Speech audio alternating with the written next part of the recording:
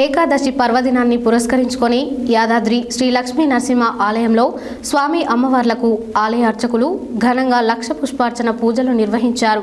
సుమారు గంట పాటు ప్రధాన ఆలయంలోని ముఖమండపంలో లక్ష పుష్పార్చన పూజలు పాంచారాత్ర ఆగమ శాస్త్ర ప్రకారం చేపట్టారు.